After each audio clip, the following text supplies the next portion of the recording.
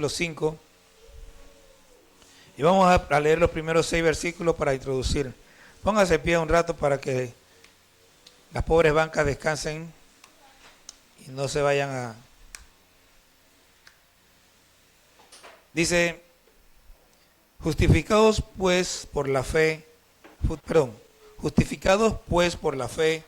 tenemos paz para con Dios por medio de nuestro Señor Jesucristo, por quien también tenemos entrada por la fe a esta gracia en la cual estamos firmes y nos gloriamos en la esperanza de la gloria de Dios.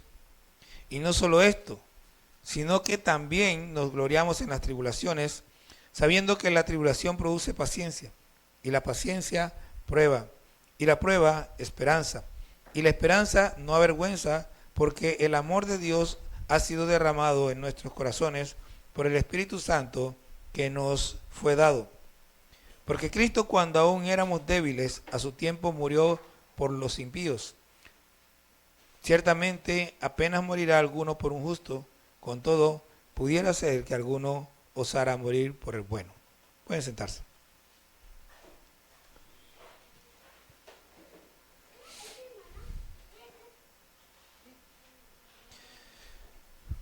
Bueno, este capítulo 5 de Romanos es uno de los capítulos más hermosos de toda la Biblia. La verdad que a veces cuando uno se pone así es difícil decir este es el más hermoso, este es el más hermoso. La Biblia tiene tantos capítulos maravillosos. Este capítulo 5, el capítulo 6, el capítulo 8, el capítulo 12 de Romanos, el capítulo 3 de Gálatas, el capítulo 3 de Colosenses, el capítulo 1 de Efesios, el libro de Hebreos, que es una maravilla. O sea, hay tanta ricura en la Biblia, y si nos vamos al Antiguo Testamento, pues no hay de dónde escoger. Entonces, en este capítulo aparecen 3 veces la palabra nos gloriamos. 3 veces aparece la palabra nos gloriamos. Dice en el versículo 2, por quien también tenemos entrada por la fe a esta gracia en la cual estamos firmes, y nos gloriamos en la esperanza de la gloria de Dios. Entonces, dice que nos gloriamos en la esperanza de la gloria de Dios. O sea, la esperanza es algo que uno espera. Estamos esperando la gloria de Dios. Luego dice ahí mismo, y no solo esto, sino que también nos gloriamos en las tribulaciones. Entonces, nos gloriamos en las tribulaciones. Cuando estamos hablando aquí de que nos gloriamos, está hablando como que nos alegramos, nos ufanamos, hablamos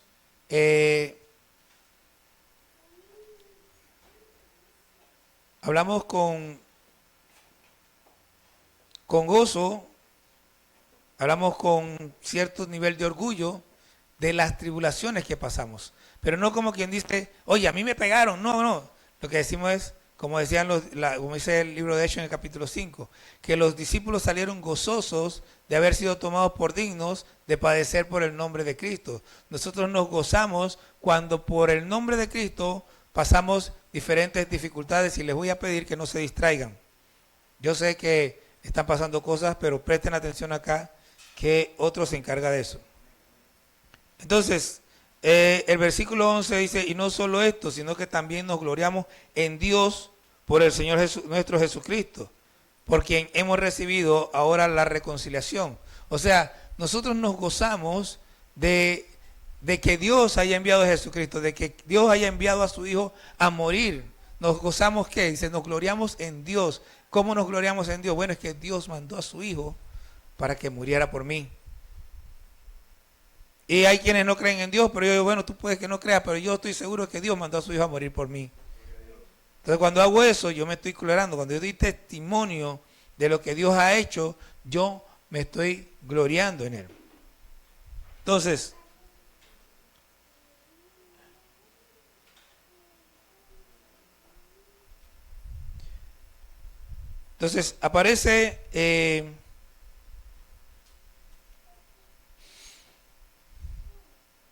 aparecen 2 cosas que tenemos en el mundo. Dice que Justificados pues por la fe tenemos paz para con Dios.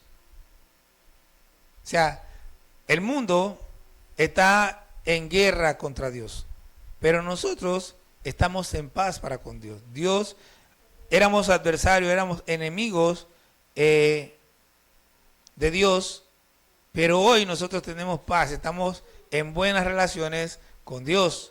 Entonces dice, por quien también tenemos entrada por la fe a esta gracia en la cual estamos firmes.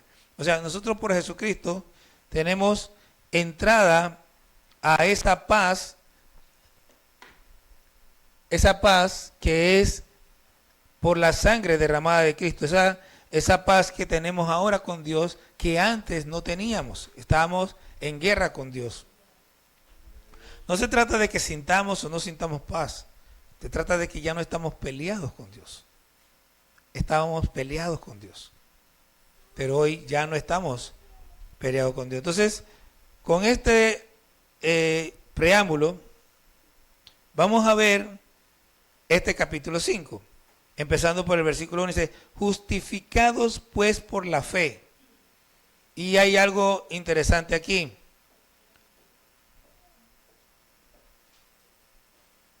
Hay algo interesante aquí.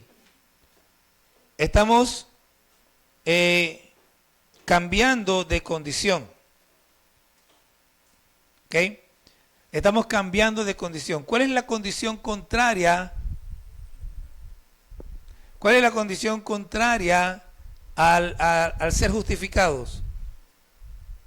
La condición contraria es que somos culpables. ¿Ok? Nosotros éramos culpables. Todos éramos culpables. Pero Cristo murió y al nosotros aceptar a Cristo somos justificados. Pasamos de la injusticia a la justicia de Dios. Y ahora somos justificados. Esa palabra justificado, miren, no es lo mismo ser justo que ser justificado. Porque cuando tú eres justo es algo que viene de ti. Pero cuando eres justificado es porque otro lo hizo por ti. Nosotros fuimos justificados porque otro nos justificó, porque alguien hizo algo para que nosotros fuéramos justificados, pero no es algo de nosotros, sino que en este caso es de Dios. O sea, al ser justificados, antes éramos culpables. ¿De qué éramos culpables? Éramos culpables de nuestros pecados. ¿Cuál pecado? El pecado más grande del mundo. El primer mandamiento es, yo soy Jehová tu Dios que te saqué de la tierra de Egipto. No tendrás dioses ajenos delante de mí. Entonces, ese es el primer mandamiento por una razón, porque es el más importante. ¿Por qué es el más importante? Porque si nosotros fallamos en el primero, vamos a fallar en todos. De hecho, cuando yo, por ejemplo, tomo el nombre de Dios en vano, es porque ya fallé en no tener dioses ajenos delante de mí. Cuando yo no guardo el día de reposo es porque ya fallé. ¿Por qué yo no guardo el día de reposo? Porque hay algo más importante para mí que Dios. Cuando yo aborrezco a mi padre y a mi madre es que ya Dios no es el primero. Ya no tengo a Dios como Dios. Para poder yo cumplir con los demás mandamientos, tengo que cumplir con el primero. Entonces somos culpables ¿de qué? De rechazar a Dios. Somos culpables de tener ídolos en nuestra vida. Yo, por ejemplo, en estos días fui a mi antiguo barrio, el lugar donde nosotros crecimos. Andaba con mi hija por San Miguelito y ella estaba arriba. Nosotros donde vivíamos, en la parte de arriba está la DIJ, los juzgados y todo ese poco de cosas. Nosotros vivíamos en esos edificios que están allá abajo. A los que han ido a San Miguelito, que a lo mejor lo conozcan. Entonces, mientras mi hija sacaba su récord policivo y como no había donde estacionarse, me di la vuelta y fui a visitar a una amiga ahí que era... fue la esposa de mi tío, o la mujer de mi tío, no sé cómo estaba la cosa ahí. Pero ella vivía con mi tío y ella llegó allí cuando nosotros vivíamos ahí y ella y yo teníamos una amistad. Entonces yo llegué ahí a hablar con ella y ¿de qué me habló primero? Empezó a recordar las navidades cuando las fiestas se hacían en la casa de nosotros, cuando yo ponía el equipo y que eso ya no se hace. Y yo... En aquel tiempo a mí no celebramos Navidad, pero la Navidad era una excusa para poder celebrar cualquier cosa. No era porque, ay, Cristo nació. A la gente no le importa que Cristo nació. A la gente lo único que le importa es celebrar Navidad. Pero es lo mismo. No, no es lo mismo. En tu corazón Cristo no tiene ningún valor. Y para mí no tenía ningún valor. Entonces, yo tenía un Dios. ¿Cuál era mi Dios? Bueno, tenía varios, pero ese era uno de los principales. La fiesta era uno de mis dioses. Ya yo ni voy a fiestas, a menos que sea la reunión familiar. Entonces, nosotros teníamos un ídolo. En el caso que él mencionó, mi ídolo era la fiesta. Pero no teníamos a Dios, y su ídolo puede ser cualquier cosa, puede ser su familia, puede ser...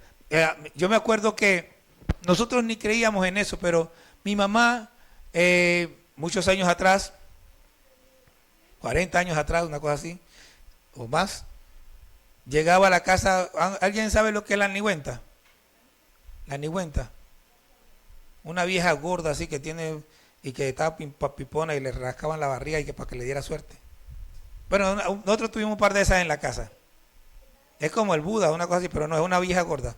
Entonces, no sé si Raúl se acordaba de eso, pero nosotros teníamos un bicho de eso y que para que nos diera suerte en la casa. ¿Ok? Entonces, todo ese poco de cosas, o sea, eso se hace porque no queremos saber de Dios. No queremos vivir bajo los parámetros de Dios. Pero Cristo murió para mostrarnos. Mire, ¿qué es lo que hizo Cristo? ¿Cristo murió porque murió? No. Cuando Él está con los discípulos, poco antes de partir por toda la crucifixión, le dice a los discípulos, yo me voy, pero donde yo voy ustedes no pueden ir. Y los discípulos le dicen, ¿para dónde va? Ustedes saben para dónde voy y saben el camino. Entonces, en cierto momento Tomás le pregunta, le dice, muéstranos al Padre y nos basta. Tanto tiempo hace que estoy con ustedes y no me conoces, Tomás. ¿O no crees que el Padre es en mí y yo soy en Él? Entonces, ¿qué hizo Jesús? Jesús vino a mostrarnos al Padre. A decirnos, mira, el Padre es real, míralo en mí. Ahora, el Padre, dice la Biblia, que Dios es espíritu. Por lo tanto, no estaba hablando de mostrarnos al Padre en su cuerpo físico. Por ahí andan los religiosos. La semana pasada les hablé de Jerusalén. Bueno, hoy les voy a hablar de que quieren de que el manto. Yo no sé a qué viejo le pusieron el manto y se le quedó la cara pegada, pero eso no es la cara de Cristo. ¿Qué quieren? Miren, cuando hicieron una película de Jesucristo hace mucho tiempo atrás, el productor andaba buscando a un Jesucristo por ahí y encontró a un hombre y ese hombre lo pusieron de Jesucristo. No recuerdo muy bien la historia, pero resulta que después él andaba buscando un personaje para que representara a Judas y encontró un hombre tirado ahí, indigente, y este mismo es Judas. Y resulta que el mismo que había hecho de Jesucristo, ahora había quedado limpio, estaba indigente y ahora ni siquiera lo reconoció.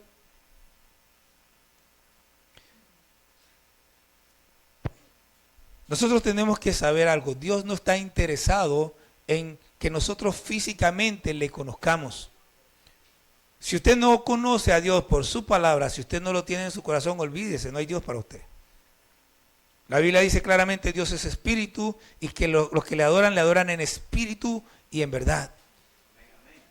Y el mandamiento es no te hagas, se los voy a resumir porque siempre lo digo completo, pero no te hagas imágenes para inclinarte a ellas ni para honrarlas. O sea, no honres a una imagen. Ahora usted le pregunta a uno por ahí y dicen, nosotros no la adoramos, la veneramos, pero es que el mandamiento no es no la adores, el mandamiento es no la honres. Y cuando tú la veneras, la honras. Cuando la adoras, la honras. Cuando la vistes, la honras. Cuando la cargas, la honras. Estás fallando al mandamiento, no importa lo que hagas, estás fallando. Yo me acuerdo que yo pensaba que el mandamiento es no adorar. Y cuando escuché este asunto de venerar, voy y leo el mandamiento y yo dije, wow, Dios es tremendo. Él escogió la palabra correcta, no la honres, abarca todo. Entonces, dice, justificado pues por la fe, tenemos paz para con Dios por medio del Señor Jesucristo. ¿Qué es eso de que tenemos paz? Es que la paz con Dios no es que simplemente Dios no te va a mandar un rayo y te va a matar. La paz para con Dios significa que Dios cambió tu corazón para que ahora tú lo adores a Él. Porque nosotros podemos llamarnos todos los cristianos que querramos, pero si nosotros seguimos adorando ídolos, no tenemos ninguna paz para con Dios. La paz para con Dios es, yo conozco a Jesucristo, reconozco a Jesucristo y ahora yo no sirvo a nadie más, sino que a Dios. El cambio es en mí, porque Dios no cambia. El cambio es dentro de mí. Entonces, dice, por medio de nuestro Señor Jesucristo, por quien también tenemos entrada por la fe a esta gracia en la cual estamos firmes. Y nos gloriamos en la esperanza de la gloria de Dios. Entonces, todo es por Jesucristo. ¿Ok? Tenemos paz para con Dios. ¿Por qué? Porque Jesucristo murió. Y por Jesucristo nosotros tenemos entrada a esta gracia. ¿Cuál gracia? La gracia de la paz de Dios para con nosotros. Es Cristo el que nos permite entrar delante de Dios. Es por Cristo que nosotros tenemos paz para con Dios. Y estamos firmes confiando en el sacrificio de Cristo. Por eso dice aquí, por la fe a esta gracia en la cual estamos firmes. ¿Cuál gracia? Somos salvos. Somos salvos porque Cristo murió en la cruz y nosotros estamos firmes, en eso nos paramos, en eso confiamos. Entonces dice, y nos gloriamos en la esperanza de la gloria de Dios, porque debido a que Cristo murió y resucitó, Dios va a venir un día por su pueblo y se va a glorificar. Todo dice que todo ojo le verá y toda lengua va a confesar que Jesucristo es el Señor, para gloria de Dios Padre. Entonces, nosotros tenemos que saber y agradecer a Dios por Jesucristo, por lo que Él ha hecho. Ahora, aquí entramos en el problema. Y no solo esto, sino que también nos gloriamos en las tribulaciones, sabiendo que la tribulación produce paciencia. Bueno, ustedes recuerdan lo que dijo el hijo de Floresco, ¿no? Lo que dijo Alexander. Él no quería un hijo cobarde, un padre cobarde. Pero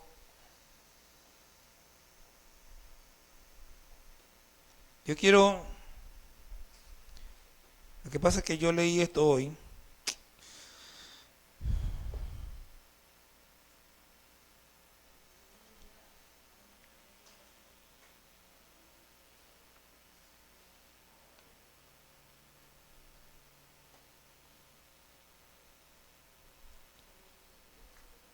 Es un momentito que está por aquí. Yo leí esto hoy y en realidad no está tan de acuerdo a lo que estamos hablando que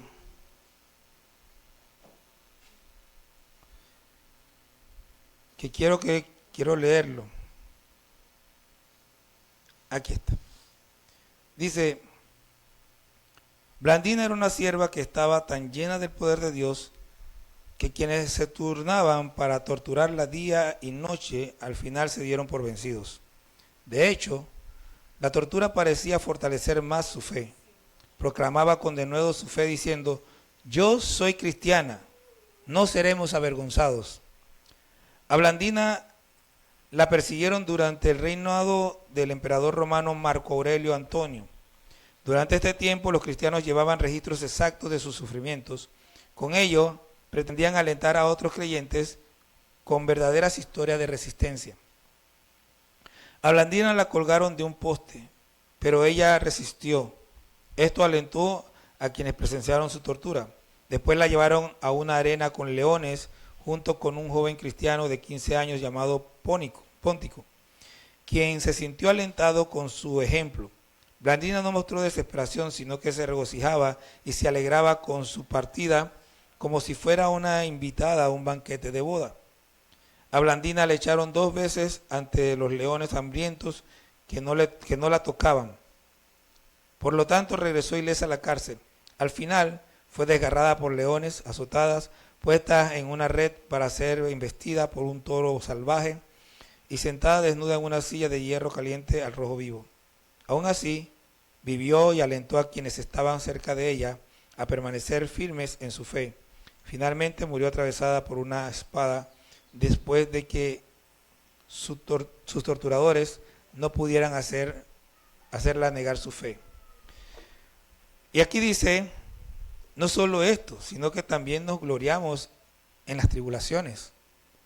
Y ven a esta mujer que le está pasando todo esto y ella se está gozando. ¿Por qué? Porque no tiene la mirada puesta en las cosas de la tierra. Porque tiene la mirada en lo que viene. Cuando dice aquí que nos gloriamos en la esperanza de la gloria de Dios, es que estamos esperando la manifestación de Dios, y como estamos esperando la manifestación de Dios, no hay tortura que nos haga quebrar, si estamos firmes en eso. Entonces dice que sabiendo que la tribulación produce paciencia, y la paciencia en la Biblia son dos palabras, y ninguna de esas palabras significa sentarse a esperar. La paciencia en la Biblia no es pasiva, es activa. Es que a pesar de que a mí me están atacando y me están golpeando, yo resisto, pero no soy pasivo. ¿Por qué no soy pasivo? ¿Que es que yo ataco al que me ataca? No, es que yo, mientras me están golpeando, mientras me están atacando, yo estoy testificando de Cristo. Yo estoy hablando de Cristo. Yo me estoy gozando en Cristo. Yo estoy mostrando el carácter de Cristo.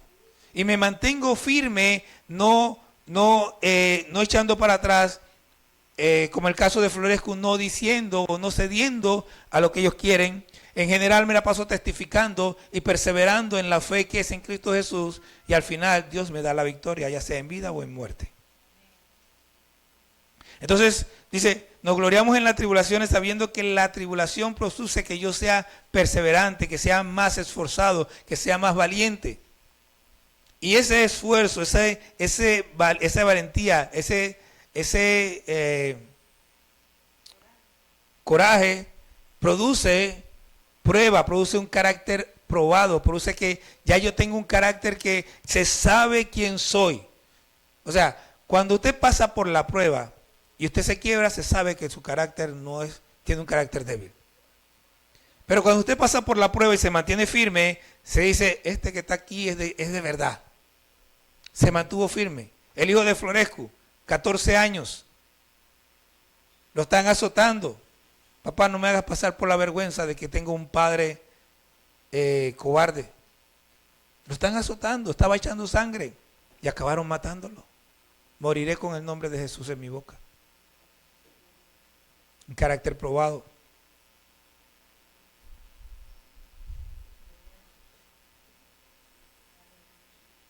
Y la prueba, esperanza. Pero lo que está diciendo aquí no es que yo producto de la prueba voy a tener esperanza.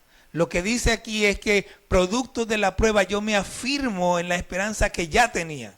O sea, estoy hablando de que yo al pasar esta prueba veo más de cerca lo que estoy esperando. Lo veo mejor, lo veo más claro, todavía lo espero con más ansia, con más deseo, con más seguridad. Por eso hace un rato les comentaba y les decía que cuando tenemos un ambiente como el nuestro, donde los cristianos no están siendo perseguidos, la mayoría no son cristianos, porque realmente están siendo cristianos porque no tienen problemas. Pero ¿cuántos permaneceríamos si realmente nos estuvieran persiguiendo? ¿Cuándo vendríamos a la iglesia? ¿Cuántos realmente testificaríamos de Cristo en medio de las dificultades? ¿Cuántos?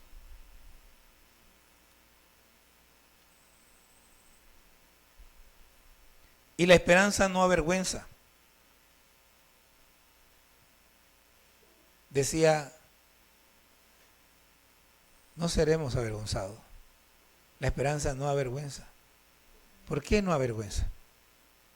Dice, porque el amor de Dios ha sido derramado en nuestros corazones por el Espíritu Santo que nos fue dado. Si yo le preguntara, no levanten la mano, ni la esconda tampoco, simplemente quédese tranquilo. Si yo le preguntara, ¿cuántos de ustedes sienten la presencia del Espíritu Santo? En verdad. Piénselo ahí. Porque ahí dice, el amor de Dios ha sido derramado en nuestros corazones por el Espíritu Santo que nos fue dado. ¿Cuántos saben que Dios ya te dio el Espíritu Santo? Porque lo que está diciendo aquí es que lo que me mantiene confiando es que el Espíritu Santo en mí me confirma que el Señor va a venir. En este mismo libro de Romanos se compara al Espíritu Santo con esto, con un anillo de boda, con una garantía. Dice que es la arra, es la garantía. Es como, ni siquiera no es un anillo de boda, sino como un anillo de compromiso. Es como que Dios dice, bueno, me voy a casar contigo y para que sepas que soy serio, compró el anillo más caro que encontró y te lo puso en el dedo.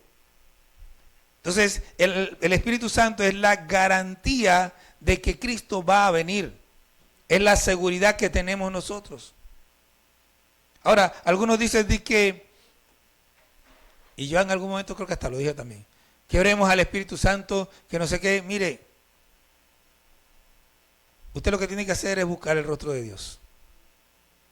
La instrucción nuestra es, busquen al Padre, oren al Padre en el nombre de Jesús. Juan el Bautista dijo que Jesús es el que bautiza con Espíritu Santo y fuego. Nadie en ninguna parte de la Biblia dice que el Espíritu Santo por sí mismo bautiza a nadie. Es Jesús el que nos bautiza y el Espíritu Santo proviene del Padre. Eso también lo dijo Jesús. El Espíritu Santo, el cual proviene del Padre, el cual yo les daré. Por lo tanto, nosotros tenemos que orar al Padre en el nombre de Jesús y buscarle para que Él realmente se manifieste a nuestras vidas. Dice la Biblia que el Espíritu Santo, dijo el Señor Jesús, Él me glorificará. ¿Cómo le va a glorificar? Haciéndote entender, haciéndote saber que Jesús está con nosotros por medio del Espíritu Santo. Mostrándonos las cosas que debemos saber y que debemos hacer.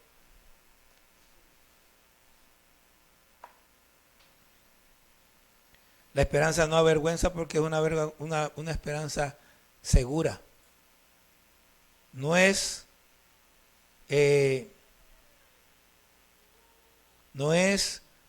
como yo espero que gane un presidente bueno, un hombre que se preocupe por el país. Tenemos que orar, pero solo Dios sabe quién va a ganar. Eso es una esperanza incierta. Pero la venida de Cristo no es incierta.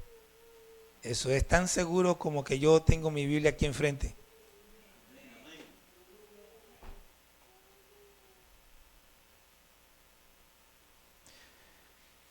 La esperanza no avergüenza porque Cristo, cuando aún éramos débiles, a su tiempo murió por los impíos. Cristo, cuando aún éramos débiles, quiere decir que ya no somos débiles. ¿Pero por qué éramos débiles? Bueno, éramos débiles porque estábamos alejados de Dios. Éramos débiles porque no teníamos a Dios. Éramos débiles porque no teníamos a Cristo. Éramos débiles porque estábamos por nuestra propia cuenta. Pero cuando Cristo vino, Él nos cambió. Y ahora no somos débiles. ¿Por qué no somos débiles? Porque tenemos el Espíritu Santo con nosotros.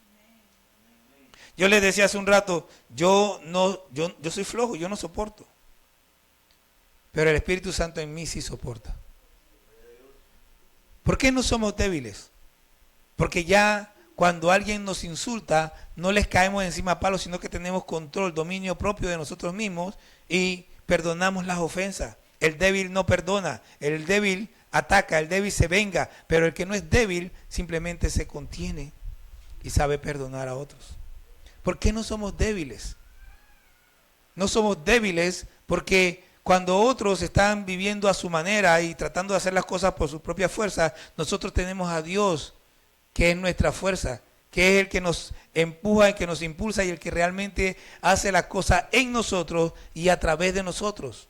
Ya no actuamos por nosotros mismos, ya no es por mi propia fuerza, no es por lo que yo sé o por lo que yo creo o por lo que yo puedo, sino es por lo que Dios hace en mí y por lo que hace a través de mí. Pero cuando yo era débil, que no tenía a Dios, que Dios no era parte de mi vida, Cristo murió por mí. Él derramó su sangre por mí. Un impío es uno que no considera a Dios. Un impío es uno que no tiene, que no le importa absolutamente nada con Dios. Y yo era un impío.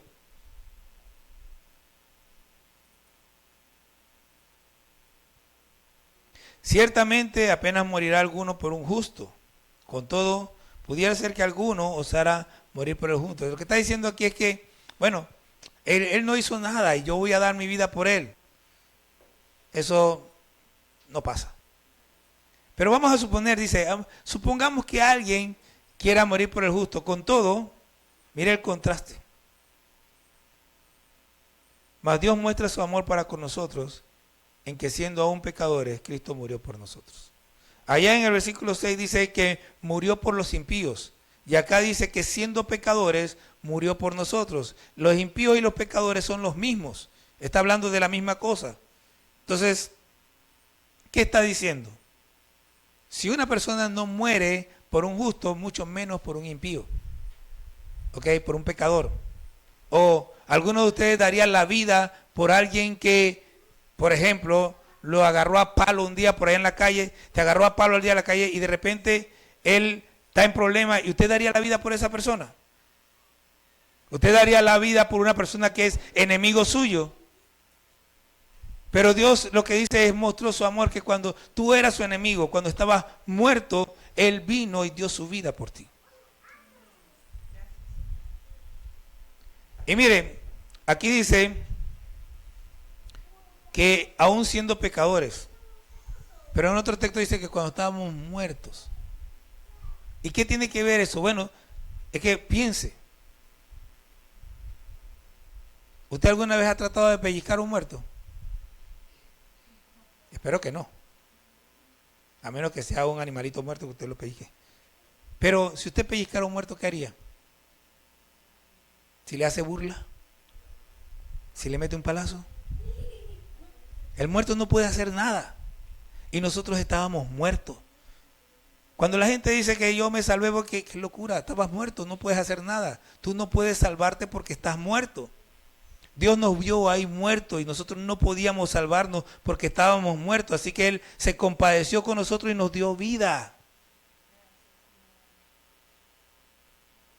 Y nos sacó de la muerte y nos dio vida en Cristo Jesús.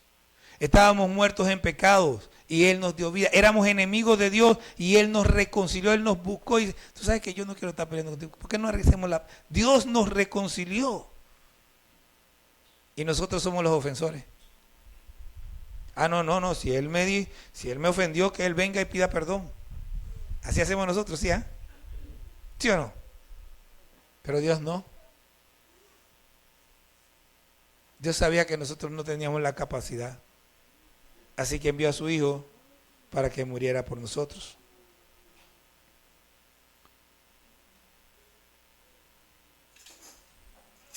Dice, pues mucho más, estando ya justificados en su sangre, por Él seremos salvos de la ira. Y bueno, hablar de la ira es un concepto que toma mucho tiempo, pero viene un momento en que Dios va a derramar su ira sobre toda la tierra. Y todos los que no estén en Cristo van a sufrir la ira de Dios. Pero ya Cristo sufrió la ira de Dios por nosotros. De tal manera que nosotros no vamos a pasar por esa ira. Porque ya Él pagó por nosotros.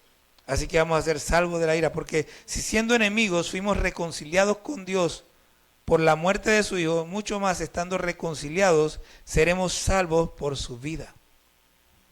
¡Qué belleza! Si siendo enemigos, usted era enemigo de Dios.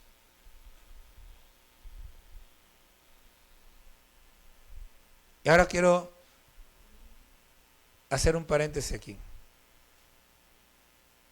Dice, porque si siendo enemigos fuimos reconciliados con Dios por la muerte de su Hijo, mucho más estando reconciliados. ¿Qué significa eso? Bueno, había una tradición, yo no sé si ustedes la conocen, Pero algunos tienen la tradición que cuando llega Navidad tienen que hacer las paces con todos los que se han peleado. Muchos de esos hacen las paces hoy y mañana se vuelven a pelear.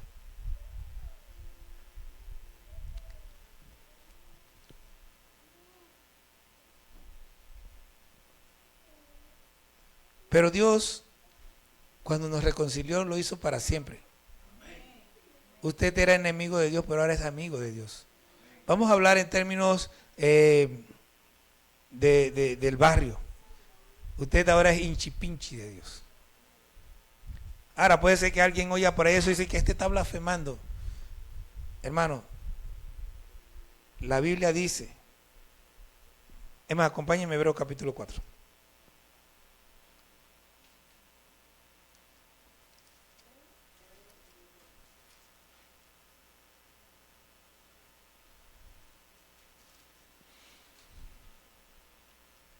¿Ya lo tiene? Hebreos capítulo 4, versículo 14 dice, por tanto, teniendo un gran sumo sacerdote que traspasó los cielos, Jesús, el Hijo de Dios, retengamos nuestra profesión. Presta atención. Porque no tenemos un sumo sacerdote que no pueda compadecerse de nuestras debilidades, sino uno que fue tentado en todo según nuestra semejanza, pero sin pecado. Ahora dice, acerquémonos pues confiadamente al trono de la gracia para alcanzar misericordia y hallar gracia para el oportuno socorro. ¿Cómo dice? Acerquémonos ¿cómo? Confiadamente. ¿Por qué? Porque fuimos reconciliados. Porque como amigos de Dios podemos acercarnos a Él confiados. Mire, Moisés, dice la Biblia que él era amigo de Dios. Dice la Biblia que él hablaba, que Dios hablaba con él cara a cara como habla un amigo con uno igual. Pero cuando Moisés le dijo a Dios, muéstrame tu gloria, Dios le dijo, porque no me puede ver hombre alguno y seguir viviendo. Te voy a poner en la roca ahí, te voy a tapar con mi mano y vas a ver mi espalda. Pero aquí nos dice, tú acércate confiadamente al trono de la gracia. Acércate confiadamente a la presencia de Dios. Usted no entiende, o quizás no entienda, o quizás sí entienda, pero generalmente no entendemos que lo que hizo Jesucristo fue abrir una puerta a otra dimensión. Cuando nosotros nos metemos de rodillas y estamos orando y tenemos fe y perseveramos en la oración, déjeme contarle un secreto. Déjeme contarle un secreto antes de seguir con esto, pero que es lo mismo. A veces nosotros empezamos a orar y como nosotros somos tan de carne, somos tan carnales, empezamos de que no siento nada. Y después de un rato de no sentir nada, nos levantamos. Aquí dice que la tribulación produce prueba. Digo,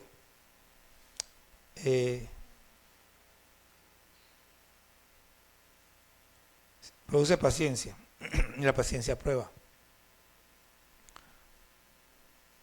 Cuando usted está buscando de Dios y no tiene mucha experiencia en ese asunto, usted tiene que pasar una prueba. Tiene que pasar la prueba de la perseverancia. La prueba de aquí no me muevo hasta que no me toques. De aquí no me muevo hasta que no me hables.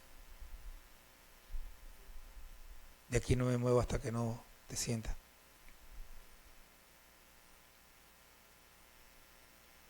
Cuenta Paul Washer, un predicador, un gringo. Él es misionero y se casó con una peruana. Estaba casado, ya tenía, creo que eran 2 hijos con la peruana. Y ella es cristiana, una cristiana formal. Y cuenta él que un día la esposa le dijo, yo no soy salva. Entonces él agarró a los hijos y se la llevó y ella se encerró en un cuarto. Y se metió, no sé cuánto tiempo estuvo allí, pero cuando salió de ese cuarto le dijo, ya soy salva. ¿Por qué? Porque hay una cosa que se llama un encuentro con Dios. Cuando tú le buscas en serio, Él dice, acércate a mí y yo me acercaré a ti. Cuando tú le buscas en serio, Cristo dice, el que a mí viene, yo no le echo fuera. Pero usted piense un poco. Usted lee los evangelios y usted ve en los evangelios un poco de gente siguiendo detrás de Jesús. Pero cuando Jesús dice, yo soy el pan de vida, el que come mi carne y bebe mi sangre, y empezó a hablarles, dice que muchos de ellos se apartaron. Usted no busca a Dios en serio si no permanece, si no persevera. Dios no está buscando seguidores de un día ni de dos, está buscando gente que permanezca. Por eso es que le dijo a aquel otro, cualquiera que poniendo la mano en el arado mira hacia atrás no es digno para el reino de los cielos. Usted no puede buscar a Dios pretendiendo que hoy, hay gente que dice, no, yo tuve un encuentro con Dios hoy, dice la Biblia, por sus frutos los conoceréis. No voy a decir que no tuvieron un encuentro con Dios, pero en realidad, ¿de qué sirve si mañana te apartas?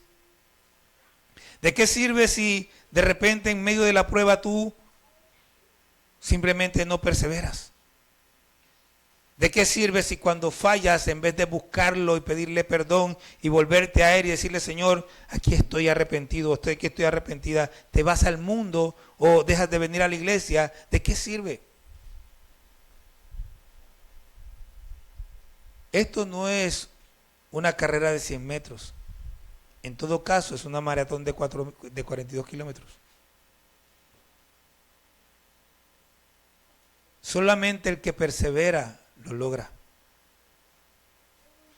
Sí, justificados pues por la fe, tenemos paz para con Dios. Justificados por la fe no retrocede, la fe no echa para atrás, la fe se mantiene.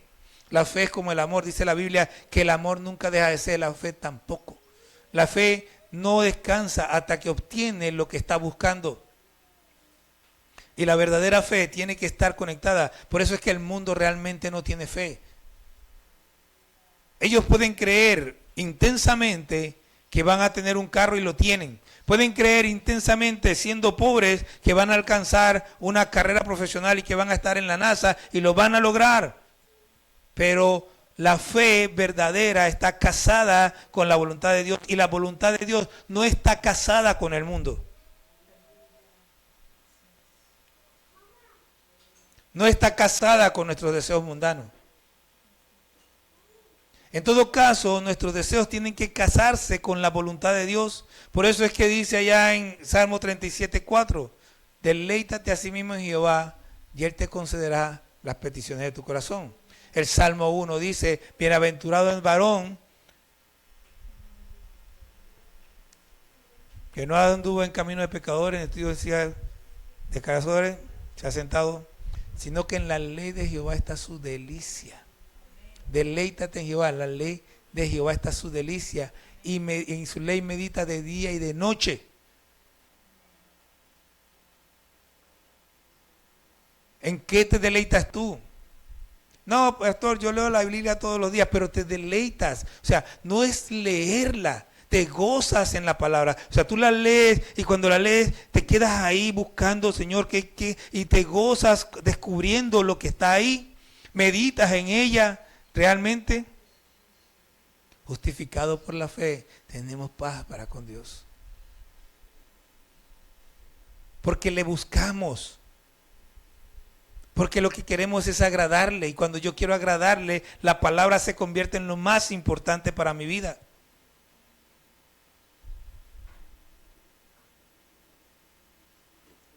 Entonces, dice, no solo esto, sino que también nos gloriamos en Dios por el Señor nuestro Jesucristo, por quien hemos recibido ahora la reconciliación. Nos gloriamos en Dios. Nos gozamos en Dios, nos alegramos en Dios, nos testificamos de Dios, hablamos de Dios, vivimos a Dios, todo lo nuestro es Dios. ¿Por qué? Porque Cristo murió en la cruz por mí. Esa es la razón de todo. Si Cristo no hubiera muerto, estaríamos muertos nosotros. Pero ahora dice la Biblia que somos vivos de entre los muertos. Por ahí hay mucha gente caminando. Están muertos. Están muertos. Porque ¿qué es la muerte? Mire, Dios le dijo a Adán, para que usted tenga una idea de lo que es la muerte. Dios le dijo a Adán, el día que de él comieras, ese día morirás. ¿Murió? ¿Murió Adán? Físicamente no, pero sí murió. ¿Por qué murió? Porque ese día se rompió el contacto entre él y Dios. Y Cristo restauró ese contacto para nosotros. Por eso nosotros tenemos vida, porque tenemos la comunión con Dios que el mundo no puede tener, porque se rompió con Adán y ellos no han vuelto a buscar a Dios.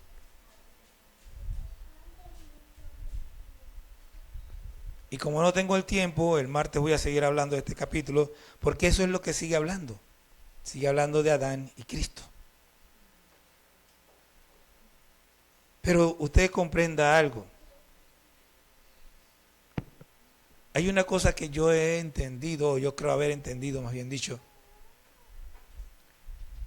El día que usted se da cuenta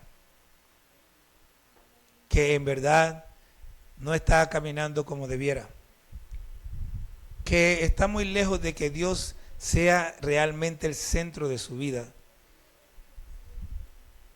ese día deje de esperar a sentir nada. Búsquelo, esfuércese, métase de rodillas.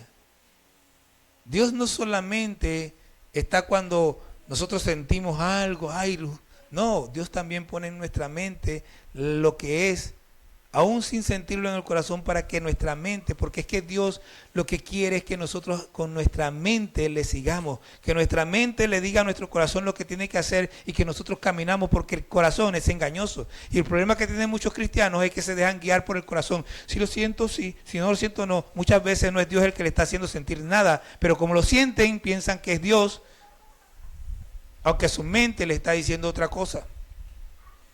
¿Te parece a la canción del otro, que me dice el corazón, pero me dicta la conciencia? Entonces no le quieren hacer caso a la conciencia, sino que al que... No, Dios te está hablando aquí arriba, haz caso. Dios te está recordando lo que la palabra dice, haz caso. Manda a tu corazón a que obedezca a Dios y no deje que tu corazón te mande en contra de Dios. El cristianismo de sensaciones generalmente no es cristianismo. Es un falso cristianismo que apela a las emociones. Dios no apela a las emociones. Dios apela a tu conciencia. Por eso es que Jesucristo dijo, y con esto termino, Él citó, y eso ya lo vimos anteriormente, Deuteronomio 6:5. Amarás al Señor con todo tu corazón, con toda tu alma y con todas tus fuerzas. Pero cuando Jesús citó ese pasaje, dijo, amarás al Señor tu Dios con todo tu corazón, con toda tu alma, con toda tu mente y con todas tus fuerzas. Porque cuando te quedas en el alma y eres almático, tu corazón manda y Él dirige. Y cuando tu corazón manda, generalmente te lleva en contra de Dios. Pero cuando tú entiendes lo que la palabra dice, porque Dios apunta aquí, y tú le dices a tu corazón por dónde debe andar siguiendo lo que la palabra de Dios dice, entonces vas caminando por donde debes hacer. Ya fuiste justificado. Ya el mundo fue justificado. Una discusión que tenemos varias veces, que la tuve con mi mamá, que mi esposa, no es que discutimos, sino que ellos me dicen y yo, sí, sí y sí. La Biblia dice que Cristo murió por todos. Eso está escrito ahí más de una vez. Pero la pregunta es, ¿todos serán salvos? No. Entonces al final, Él murió por los que son salvos. Él murió por todos. Pero Él dice, yo vine a buscar y a salvar lo que se había perdido. Te pregunto, ¿Dios falla alguna vez? Dios nunca falla. Así que si lo que se perdieron fueron todos y algunos siguen perdidos, ¿será que los vino a buscar a ellos? No, Él vino a buscar a los que tienen un corazón para Dios. Sí, Él murió por todos, pero no todos serán salvos. Él derramó su sangre por todo el mundo, pero no todo el mundo va a recibirle, no todo el mundo va a aceptarle. Él derramó su sangre por todos los que van a la iglesia, pero no todos los que van a la iglesia realmente van a receptarle. No todos van a rendir su vida a Dios. Algunos van a poner en la mano en el arado y van a mirar hacia atrás. Algunos van a querer ir a esperar hasta que su padre se muera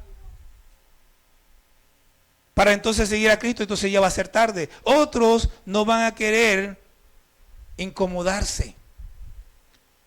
Porque si no tienen una buena cama, no pueden seguir a Cristo. Y ninguno de esos va a ser salvo, por más que estén en la iglesia.